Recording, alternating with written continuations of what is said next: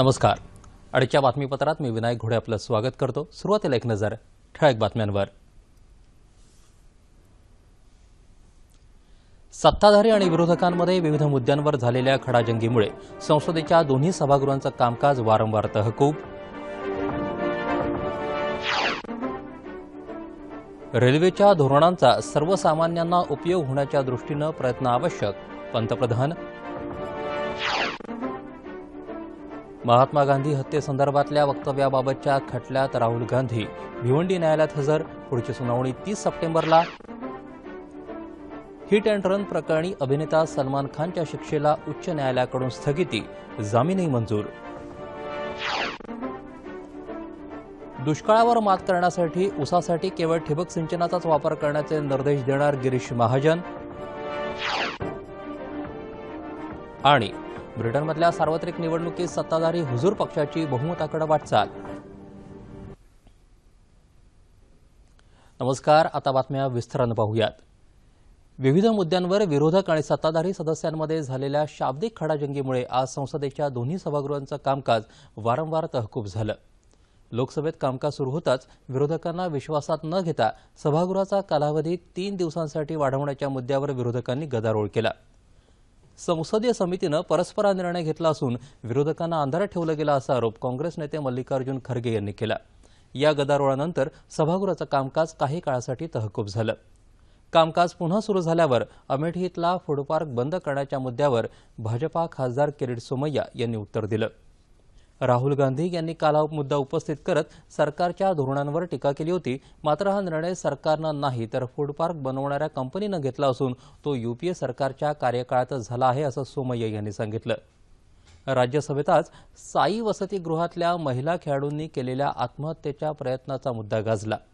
या घटनेची गंभीर दखल घेत सरकारनं साईच्या प्रमुखांना पदच्युत करावं आणि घटनेची चौकशी करावी अशी मागणी काँग्रेस खासदार प्रमोद तिवारी यांनी केली. या वसतिगृहातल्या मुली अतिशय वाईट परिस्थितीत राहतात असा आरोप राजीव शुक्ला यांनी केला. केंद्रीय भूपृष्ठ वाहतूक मंत्री नितीन गडकरी यांच्या पूर्ती कंपनीमुळे सरकारला आर्थिक नुकसान झालं असल्याचा ठपका कॅगनं ठेवलाय. या मुद्द्यावरही आज राज्यसभेत विरोधकांनी गदारोळ केला. या नुकसानीची जबाबदारी घेत गडकरी यांनी राजीनामा द्यावा या मागणीसाठी विरोधकांनी गदारोळ केला. त्यामुळे राज्यसभेचं कामकाज दुपारी 2:30 वाजेपर्यंत तहकूब झालं. राष्ट्रपती प्रणव मुखर्जी यांना आज रशियन राजनैतिक अकादमीतर्फे मानद डॉक्टरेट देऊन गौरवलं जाणार आहे. राष्ट्रपती सध्या 4 दिवसांच्या रशिया दौऱ्यावर गेलेत. दुसऱ्या महायुद्धात मित्रपक्षांच्या झालेल्या विजयाच्या 70व्या वर्धापन दिन सोहळ्यानिमित्त उद्या मॉस्को इथं होणाऱ्या विजय संचलनात राष्ट्रपती प्रमुख पाहुणे म्हणून उपस्थित राहतील. या दौऱ्यादरम्यान दोन्ही देशात उच्च शिक्षण संस्थांबाबत राष्ट्रपतींच्या उपस्थितीत सामंजस्य करारावर स्वाक्षऱ्या केल्या जातील. या करारान्वये दोन्ही देशातल्या उच्च शिक्षण संस्थांमध्ये उच्च कौशल्य तज्ज्ञांचं मार्गदर्शन मिळू शकेल. नागरी अणुऊर्जा आणि संरक्षण या क्षेत्रातल्या विविध विषयांवरही या दौऱ्यादरम्यान चर्चा होणार आहे. राज्यघटना हा आपल्यासाठी धर्मग्रंथ असून देशात कुठल्याही जाती धर्मावर आधारित भेदभाव सहन केला जाणार नाही असं स्पष्ट प्रतिपादन नरेंद्र मोदी यांनी केलं आहे. टाइम मासिकाला दिलेल्या मुलाखतीत ते बोलत होते. भाजपाच्या काही नेत्यांनी केलेल्या वादग्रस्त विधानांबाबत प्रश्न विचारला असता पंतप्रधानांनी हे उत्तर दिलं. अशा वादग्रस्त विधानांचं सरकारनं वेळोवेळी खंडन केलंय. अल्पसंख्याकांच्या अधिकारांचं रक्षण करण्यासाठी सरकार वचनबद्ध असून हे सरकार अल्पसंख्याकांच्या हिताचं नसल्याचा अपप्रचार केला जातो असं पंतप्रधान म्हणाले. भारतात असलेल्या विविधतेच्या एकात्म संस्कृतीचा आम्हाला अभिमान आहे असंही पंतप्रधानांनी सांगितलं. भारत आणि चीन या दोन्ही देशांनी इतिहासापासून धडा घेतला असून त्या अनुभवातूनच सीमावादावर कायमस्वरूपी तोडगा काढण्याच्या स्तरावर उभय देशांची चर्चा येऊन पोहोचली आहे असंही पंतप्रधान म्हणाले. वाणिज्य आणि व्यापाराबाबत दोन्ही देशांमध्ये समन्वय निर्माण झाला आहे असंही पंतप्रधानांनी सांगितलं. रेल्वे क्षेत्रासाठीची सकारात्मक धोरण आणि जागतिक पातळीवर निर्माण झालेलं स्वारस्य यांचा सर्वसामान्यांच्या भल्यासाठी वापर व्हावा यासाठी सर्वतोपरी प्रयत्न करण्याची गरज पंतप्रधान नरेंद्र मोदी यांनी अधोरेखित केली. पायाभूत सोयीसुविधा क्षेत्रातील रेल्वे आणि रस्ते यासारख्या सांगड घालणाऱ्या क्षेत्रांविषयी काल नवी दिल्लीत पंतप्रधानांच्या अध्यक्षतेखाली एक उच्चस्तरीय बैठक झाली. त्यावेळी ते बोलत होते. देशातल्या जनतेच्या आयुष्यावर सकारात्मक परिणाम करण्याची सर्वाधिक क्षमता भारतीय रेल्वेत असल्याचं पंतप्रधान म्हणाले. भारत आणि नेपाळला जोडणाऱ्या रस्त्यांची दुरुस्ती करण्याला प्राधान्य देण्याची गरज असल्याचंही पंतप्रधानांनी स्पष्ट केलं. बंदरं आणि बेटांशी निगडीत विकासावर भर द्यायला हवा असंही त्यांनी सांगितलं. केंद्रीय मंत्री नितीन गडकरी, रविशंकर प्रसाद, पियुष गोयल, धर्मेंद्र प्रधान, सुरेश प्रभू आणि अशोक गजपती राजू यावेळी उपस्थित होते. महात्मा गांधी हत्येसंदर्भात काँग्रेसचे उपाध्यक्ष राहुल गांधी यांनी केलेल्या वक्तव्याबाबतच्या खटल्यात आज राहुल गांधी ठाणे जिल्ह्यातल्या भिवंडी न्यायालयात हजर झाले. गेल्या सुनावणीच्या वेळी राहुल गांधी यांच्या वकिलांनी या संदर्भात न्यायालयाला आश्वासित केलं होतं. त्यानुसार राहुल गांधी यांनी आज न्यायालयात हजेरी लावली. अब्रू नुकसानीच्या संदर्भातील कलम 499 बाबतच्या तरतुदींना आव्हान देणारी याचिका राहुल गांधी यांच्या वतीनं नुकतीच सर्वोच्च न्यायालयात दाखल करण्यात आली होती. त्या संदर्भातील इतर याचिकाही एकाच वेळी सुनावणीला घेण्यात येणार असल्यानं भिवंडी इथल्या खटल्याला स्थगिती मिळाली होती. मात्र गेल्या सुनावणीच्या वेळी दिलेला शब्द पाळण्यासाठी आपण न्यायालयासमोर हजर राहिल्याचं राहुल गांधी यांनी प्रसारमाध्यमांशी बोलताना सांगितलं.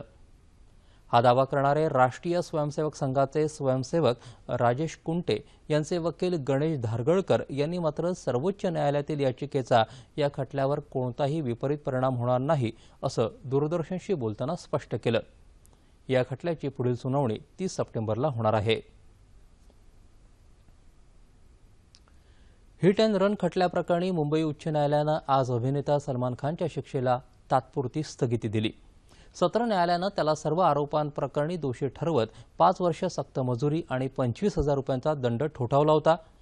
त्यानंतर सलमान खाननं जामिनासाठी लगेचच अर्ज केला होता. त्याला उच्च न्यायालयानं 2 दिवसांचा तात्पुरता जामीन मंजूर केला. आज त्याच्या जामिनाची मुदत संपल्यावर त्याच्या अर्जावर नव्यानं सुनावणी झाली. त्यावेळी बचाव आणि सरकारी पक्षानं आपापले युक्तिवाद केले. या युक्तिवादानंतर न्यायालयानं सलमान खानचा जामीन पुढे सुरू ठेवला आहे. सलमान खानला आधी न्यायालयासमोर शरण यावं लागेल आणि त्यानंतर 30,000 रुपयांच्या जातमुचलक्यावर त्याची सुटका होईल असं न्यायालयानं म्हटलं. जोपर्यंत या खटल्यावरची सुनावणी सुरू आहे तोपर्यंत त्याचा जामीन सुरू राहील असं न्यायालयानं म्हटलं. सलमान खानला सत्र न्यायालयात जाऊन नव्यानं जामीन अर्ज भरावा लागणार आहे. भारतातल्या कारलं आणि भेंडी यासारख्या भाज्यांवर युरोपियन युनियननं घातलेली बंदी मागे घ्यावी अशी विनंती केंद्र सरकारनं केली आहे. इस्तांबुल इथं G20 राष्ट्रांच्या कृषी मंत्र्यांची परिषद सुरू आहे. या दरम्यान केंद्रीय कृषी मंत्री राधामोहन सिंग यांनी युरोपियन युनियनचे कृषी आयुक्त फिल होगान यांच्याकडे ही विनंती केली आहे. भारतीय आंब्यावर घातलेली बंदी उठवल्याबद्दल सिंग यांनी आभार व्यक्त केले. त्याचवेळी भाजीपाल्यावर घातलेली बंदी मागे घेण्याची विनंती केली. G20 राष्ट्रांच्या कृषी मंत्र्यांची दुसरी वार्षिक बैठक आहे. या बैठकीत अन्न सुरक्षा, अन्नधान्यावर आधारित चलन फुगवटा, कृषी उत्पादन, अन्नधान्याची नासाडी आणि शेतकऱ्यांच्या विषयीच्या अनेक योजनांवरती चर्चा होईल. शेतकऱ्यांच्या आत्महत्या रोखण्यासाठी दीर्घकालीन योजना राबवताना प्रशासकीय यंत्रणेनं संवेदनशीलतेनं काम करण्याचे आदेश मुख्यमंत्री देवेंद्र फडणवीस यांनी दिले आहेत. याबाबतच्या उपाययोजना ठरवण्यासाठी काल मुंबईत आयोजित वरिष्ठ प्रशासकीय अधिकाऱ्यांच्या बैठकीत मुख्यमंत्री बोलत होते.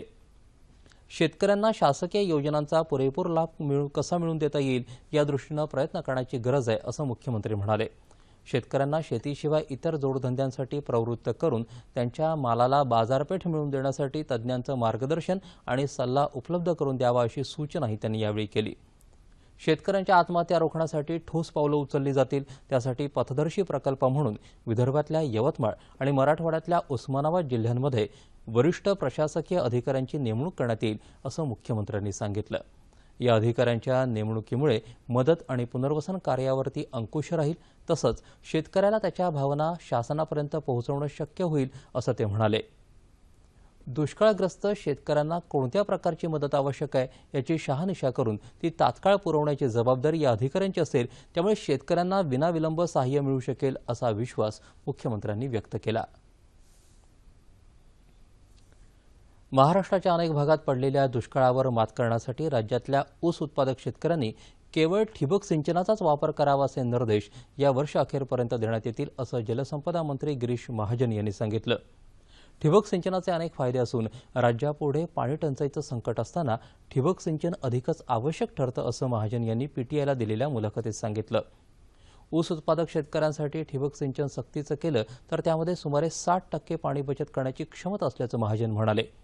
इस्रायलमध्ये सर्वच पिकं ठिबक सिंचन पद्धतीनं घेतली जातात हे पाहून आश्चर्य वाटल्याचं महाजन यांनी सांगितलं.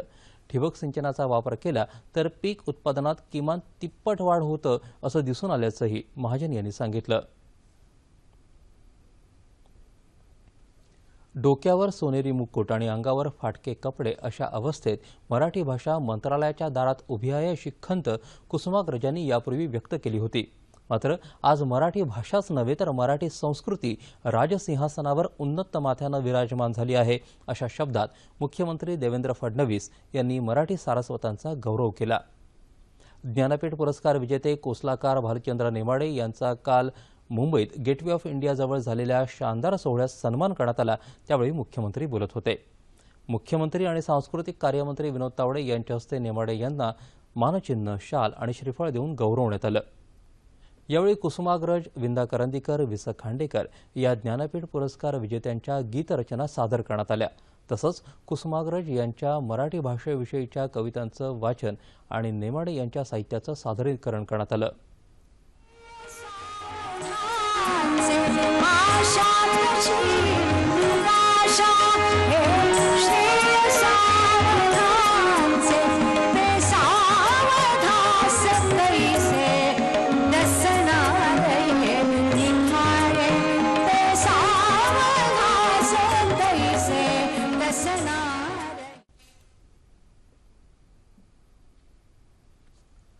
शाहू फुले आंबेडकर विचारांचा खरा आशय म्हणजे जातीपातीचा अंत करण्याची लढाई आहे. यासाठी सवर्णांनीही पुढाकार घ्यावा असं आवाहन भारिप बहुजन महासंघाचे राष्ट्रीय अध्यक्ष प्रकाश आंबेडकर यांनी काल परभणी इथं केलं.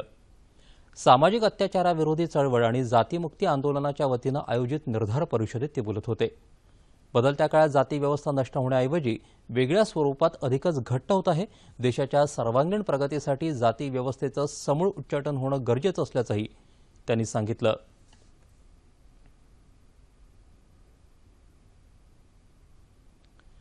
निसर्गाच्या अवकृपेचा सामना करणारा विदर्भ मराठवाड्यातला शेतकरी हवालदिल झालाय. प्रसंगी आत्महत्येचा मार्गही स्वीकारतोय. हिंगोली जिल्ह्यातल्या दुर्गम भागातल्या शेतकऱ्यांना मात्र आमराई फुलवत अर्थार्जनाचा नवा पर्याय शोधलाय. या शेतकऱ्याची ही प्रेरणादायी यशोगाथा.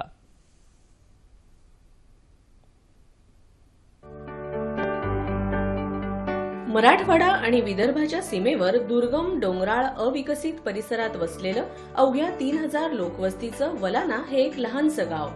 बेताची आर्थिक स्थिती आणि निसर्गाची अवकृपा या चक्रात अडकलेल्या वलाना इथल्या गजानन हेंबाडे या शेतकऱ्यानं सेंद्रिय शेतीतून 6 लाख रुपयांचं उत्पन्न मिळवून आंबा पिकाचं विक्रमी उत्पादन घेतलं आहे. अवघ्या 2 एकर शेतात हेंबाडे यांनी केशर, दशहरी, बदाम, लंगडा, गावरान अशा विविध प्रकारच्या आंब्यांची लागवड केली आहे. शेतात एकच विहीर आणि पाणीही जेमतेमच, पण तेवढ्यावरच ही आंबा बाग यशस्वीरित्या फुलवून हेंबाडे यांनी मराठवाडा आणि विदर्भातल्या शेतकऱ्यांसाठी एक वेगळा आदर्श निर्माण केला आहे. वेळोवेळी सेंद्रिय खत आणि आपल्या सेंद्रिय खताच्या फवारणी करून आपण याची जोपासना केलेली आहे. हेंबाडे यांनी 2007 साली ही झाडं लावली. त्यानंतर दुष्काळ, अवकाळी पाऊस आणि गारपीट अशा नैसर्गिक संकटात ही झाडं सापडली. मात्र त्यातूनही सावरत आज ही आमराई भरगच्च आंब्यांनी लगडलेली आहे. केवळ एक विहीर आणि एक विंधन विहीर असतानाही हेंबाडे यांनी आमराईचा प्रयोग यशस्वी केला आहे. हेंबाडे यांनी केवळ सेंद्रिय आणि जैविक पद्धतीनं ही बाग फुलवली. त्यासाठी हिंगोली जिल्ह्यातल्या कृषी अधिकाऱ्यांनी त्यांना मार्गदर्शन केलं. गोरेगाव सज्जा अंतर्गत हे वलाना गाव आहे. या वलाना गावामध्ये गजानन हेंबाडे यांची ही आंब्याची लागवड आहे. जवळपास 2 एकरावर ही लागवड आहे. ही 6-7 मध्ये लागवड करण्यात आलेली आहे. तिला आम्ही इथे येऊन वेळोवेळी यांना गजानन हेंबाडे यांना मार्गदर्शन केले. जशी शेताची कापणी, गवताची छाटणी, पुन्हा स्प्रिंकलरसाठी मार्गदर्शन, ठिबकसाठी मार्गदर्शन, आंब्याला वेळोवेळी खतं देणे याबाबत मार्गदर्शन केले. त्यामुळे आज ही आंबा उत्पादन योग्य प्रकारे होत आहे. आत्महत्याग्रस्त भाग अशी नकारात्मक ओळख बनलेल्या विदर्भ मराठवाड्याच्या सीमेवरच्या या शेतकऱ्यानं वेगळा पर्याय यशस्वी करत इतर शेतकऱ्यांना यशाचा वेगळा मार्गच दाखवला आहे असं म्हटलं तर अतिशयोक्ती होणार नाही.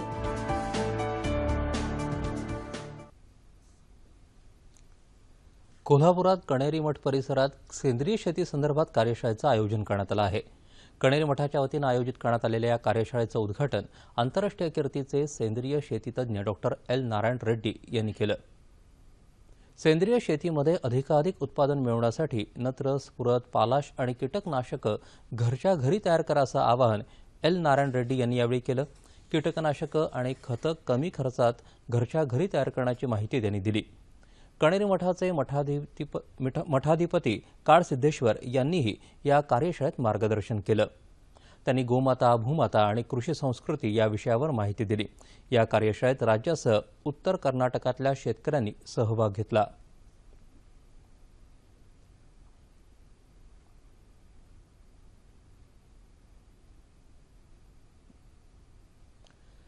जालना जिल्ह्याच्या खरीप हंगाम आढावा बैठकीचं आयोजन पालकमंत्री बबनराव लोणीकर यांच्या अध्यक्षतेखाली काल करण्यात आलं.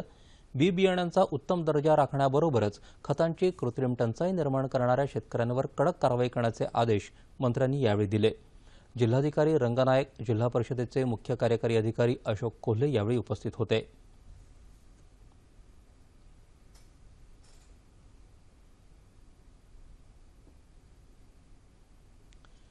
राज्य शासनामार्फत नाट्यगृहांना आवश्यक असणाऱ्या पायाभूत सुविधा उपलब्ध करून दिल्या जातील असं आश्वासन मुख्यमंत्री देवेंद्र फडणवीस यांनी दिलं आहे.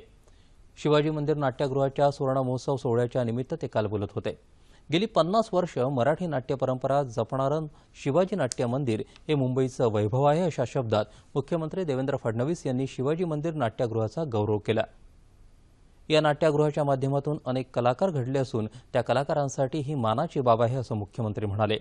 शिवाजी मंदिर हे मराठी नाटकांचं हक्काचं नाट्यगृह असल्याचा आनंद आहे. या कार्यक्रमाला सांस्कृतिक कार्यमंत्री विनोद तावडे, अखिल भारतीय नाट्य परिषदेचे अध्यक्ष मोहन जोशी, मराठी व्यावसायिक नाट्य परिषदेचे अध्यक्ष प्रशांत दामले उपस्थित होते. कर्जत तालुक्यातल्या शेतकऱ्यांनी नाविन्यपूर्ण शेती प्रयोगातून आपली प्रयोगशील शेतकरी म्हणून प्रतिमा तयार केली आहे. आदिवासी भागातील शेतकरी मागे नाहीत हे दाखवण्यासाठीच मार्गाची वाडी इथल्या शेतकऱ्यांनी ड्रॅगन फ्रूट या बांगलादेशी फळाची शेती सुरू केली आहे. सांधेदुखी, पाठदुखी यांसारख्या आजारांवर औषध म्हणून ड्रॅगन फ्रूटचा वापर होतो. बांगलादेशात या ड्रॅगन फ्रूटचं उत्पन्न मोठ्या प्रमाणावर घेतलं जातं.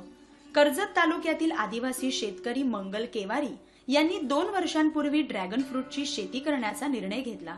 केवारी यांनी रामचंद्र पारधी आणि जनार्दन सराई या सहकारी शेतकऱ्यांच्या मदतीनं ड्रॅगन फ्रूटची रोपं तयार केली आणि गेल्या वर्षीच्या पावसाळ्यात 7 एकर जमिनीवर 3000 रोपांची लागवड केली.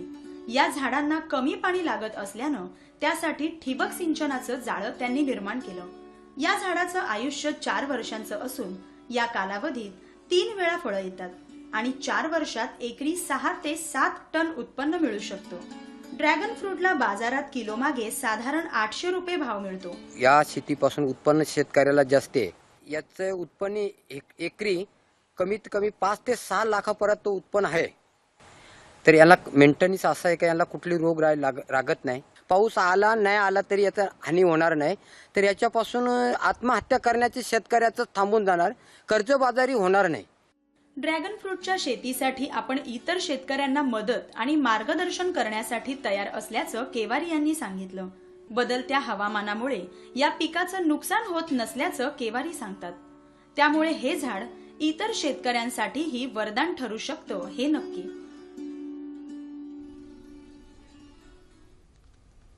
मुंबई दूरदर्शनच्या वतीनं देण्यात येणाऱ्या 5व्या राष्ट्रीय प्रेरणा पुरस्कारांचं मुंबईत काल वितरण झालं.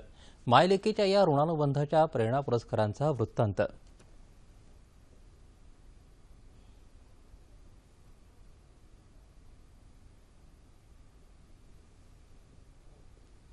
कला, राजकीय, सामाजिक, शैक्षणिक अशा विविध क्षेत्रात लीलया संचार करणाऱ्या यशस्विनींच्या कार्यात मोलाचं योगदान आणि भक्कम पाठबळ असतं ते तिच्या आईचं. याचीच जाणीव ठेवत मायलेकींच्या या अनमोल नात्याचं प्रतीक म्हणून मुंबई दूरदर्शनच्या वतीनं देण्यात येतो तो राष्ट्रीय प्रेरणा पुरस्कार. The idea behind is the daughter is going to celebrate the motherhood. She will say thank you mom for whatever you have given me in life or whatever you've done to me in life. Because what we have seen is mother को हम लोग बहुत taken for granted लेते हैं. So with the result वो mother पिता से डरते हैं, भाई बहनों के साथ हमारा अलग रहता है, दोस्तों रिश्तेदार, लेकिन माँ taken for granted. So we thought, no, we should do that, some celebrations. So the whole idea is the daughter gives a trophy to mother and say, Mom, thank you. सामाजिक कार्यकर्त्या शायना एनसी, निर्माती आणि अभिनेत्री दुर्गा जसराज, सनदी अधिकारी किंजल सिंग, भारत सुंदरी जाटलेक Malhotra, captain Tania Narula, रंगभूषाकार चारुख Khurana आणि महिला हवालदार बालिका भिटाळे या यशस्विनींच्या माता यंदाच्या राष्ट्रीय प्रेरणा पुरस्काराच्या मानकरी ठरल्या आहेत.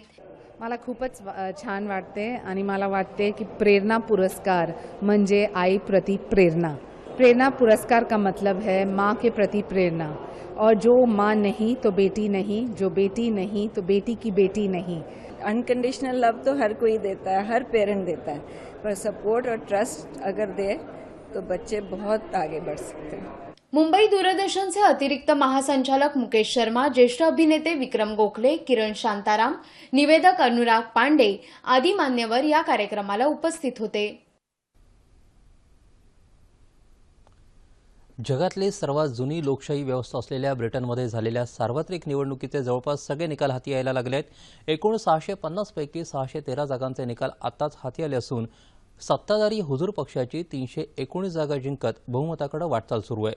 संपूर्ण बहुमतासाठी 326 जागांची आवश्यकता आहे, तर विरोधी मजूर पक्षाला 224 जागा मिळाल्या आहेत. स्कॉटिश नॅशनल पार्टीने 56 जागा जिंकत लक्षणीय यश मिळवलं आहे. त्यामुळे डेव्हिड कॅमरॉन पुन्हा एकदा ब्रिटनच्या पंतप्रधानपदी येण्याची शक्यता निर्माण झाली आहे. मतदानपूर्व चाचण्यांनी या निवडणुकीनंतर त्रिशंकू अवस्था येईल असं भाकीत केलं होतं. मात्र मतदानोत्तर चाचण्यांनी हुजूर पक्षच पुन्हा सत्तेवरती येईल असा अंदाज वर्तवला होता. ब्रिटनमधल्या या निकालावर जागतिक राजकारणाचे अभ्यासक डॉक्टर शैलेंद्र देवळणकर यांनी प्रतिक्रिया दिली आहे.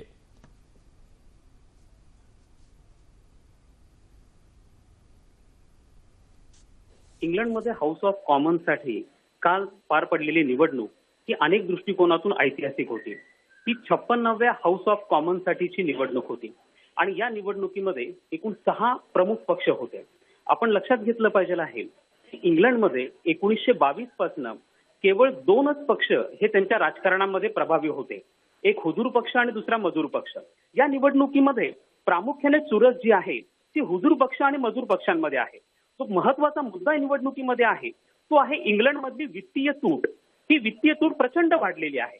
त्यामुळे ही वित्तीय तूट भरून काढण्यासाठी शासन किंवा येणारं शासन हे जास्तीत जास्त कर हे नागरिकांवरती लावतं का, व्हॅट करार वाढवला जातो का, विम्याचा हप्ता वाढवला जातो का, हा सगळ्यात महत्वाचा मुद्दा या निवडणुकीमध्ये होता. इथं बहुमत प्राप्त करण्यासाठी 326 जागा हे कोणत्याही पक्षाला निवडून याव्या लागतील. आता सध्या परिस्थिती अशी आहे की हुजूर पक्ष हा आघाडीवरती आहे. जर त्यांना 326 जागा मिळवता आल्या तर त्यांचं पुन्हा एकदा सिंगल पार्टी गव्हर्नमेंट हे इंग्लंडमध्ये स्थापन होईल. किंबहुना जर तसं झालं नाही तर पुन्हा एकदा हुजूर पक्ष आणि लिबरल डेमोक्रॅटिक पक्ष यांच्यामध्ये युती होऊन जसं 55व्या हाऊस ऑफ कॉमन्समध्ये राज्य होतं त्याच प्रमाणची परिस्थिती पुन्हा एकदा निर्माण होण्याची शक्यता आहे. या निवडणुकीचे आणखीन एक महत्वाचा पैलू म्हणजे इंग्लंडमध्ये स्थायिक झालेल्या भारतीयांची भूमिका ही अतिशय महत्वाची आहे. इंग्लंडमध्ये 14 लाख भारतीय आहेत, त्यापैकी 6,15,000 भारतीयांनी यावेळेला मतदानाचा हक्क बजावलेला आहे. त्यामुळे या निवडणुकीमध्ये भारतीयांची भूमिका अतिशय महत्वाची आहे. या निवडणुकीमध्ये जे निकाल येतील त्याचा परिणाम हा भारत आणि इंग्लंड यांच्या संबंधांवरती भविष्यात होणार आहे हे आपण विसरून चालणार नाही. मागच्या निवडणुकीमध्ये ज्याप्रमाणे लिबरल डेमोक्रॅटिक पक्षाला 56 जागा मिळाल्या होत्या त्याचप्रमाणे या निवडणुकीमध्ये स्कॉटिश नॅशनल पार्टीला 50 पेक्षा अधिक जागा ह्या मिळालेल्या आहेत. हा एक अतिशय महत्वाचा पैलू आहे. याच्यातलं एक भाग पुढे येतो आहे आणि ते म्हणजे इंग्लंडचा प्रवास हा बहुसंस्कृतिकतावादाच्या दिशेने चाललेला आहे. भारत जपान दरम्यान भुवनेश्वर इथं काल झालेल्या तिसऱ्या हॉकी सामन्यात जपानचा 2-1 गोलनं पराभव करून भारतानं 4 सामन्यांची मालिका खिशात घातली. पहिला सामना बरोबरी सुटल्यानंतर दुसरा सामना जिंकून मालिकेत आघाडी घेतलेल्या भारतानं कालच्या सामन्यात दमदार खेळ केला. भारताच्या VR रघुनाथ आणि आकाशदीप सिंग यांनी प्रत्येकी 1 गोल केला तर जपानतर्फे हिरोताका वाकारी यानं एकमेव गोल नोंदवला. स्पेनच्या राफेल नादालनं माद्रिद खुल्या टेनिस स्पर्धेमध्ये उपांत्यपूर्व फेरी गाठली आहे. नादालनं इटलीच्या सिमॉन बोलेलीचा 6-2, 6-2 असा सरळ सेटमध्ये पराभव केला. महिला गटातील अग्रमानांकित सेरेना विल्यम्स आणि गतवर्षीची विजेती मारिया शारापोवा यांनी उपांत्य फेरी गाठली आहे. उपांत्यपूर्व फेरीत विल्यम्सनं कार्ला सुरेज नावारोवरती मात केली तर शारापोवानं कॅरोलिन वॉझिनायकीला पराभूत केलं. भारताचा रोहन बोपण्णा आणि त्याचा जोडीदार रोमानियाचा फ्लॉरिन मेरेगिया यांनी पुरुष दुहेरीची दुसरी फेरी गाठली आहे. भारताची सानिया मिर्झा आणि तिची जोडीदार मार्टिना हिंगिस यांनी याआधीच महिला दुहेरीच्या उपांत्यपूर्व फेरीत प्रवेश केला आहे. भारताच्या महेश भूपतीला मात्र पुरुष दुहेरीत पराभवाला सामोरं जावं लागलं. आता जाणून घेऊयात हवामानाची स्थिती. गेल्या 24 तासात मध्य महाराष्ट्रात तुरळक ठिकाणी हलक्या स्वरूपाचा पाऊस पडला. राज्याच्या उर्वरित भागात हवामान कोरडं होतं. येत्या 24 तासात कोकण, मध्य महाराष्ट्र, मराठवाडा आणि विदर्भात तुरळक ठिकाणी पावसाच्या हलक्या सरी कोसळण्याची शक्यता हवामान खात्यानं वर्तवली आहे. आता पाहूया ठळक बातम्या पुन्हा एकदा. सत्ताधारी आणि विरोधकांमध्ये विविध मुद्द्यांवर झालेल्या खडाजंगीमुळे संसदेच्या दोन्ही सभागृहांचं कामकाज वारंवार तहकूब. रेल्वेच्या धोरणांचा सर्वसामान्यांना उपयोग होण्याच्या दृष्टीनं प्रयत्न आवश्यक, पंतप्रधान. महात्मा गांधी हत्येसंदर्भातल्या वक्तव्याबाबतच्या खटल्यात राहुल गांधी भिवंडी न्यायालयात हजर. पुढची सुनावणी 30 सप्टेंबरला. हिट अँड रन प्रकरणी अभिनेता सलमान खानच्या शिक्षेला उच्च न्यायालयाकडून स्थगिती, जामीनही मंजूर. दुष्काळावर मात करण्यासाठी ऊसासाठी केवळ ठिबक सिंचनाचाच वापर करण्याचे निर्देश देणार गिरीश महाजन.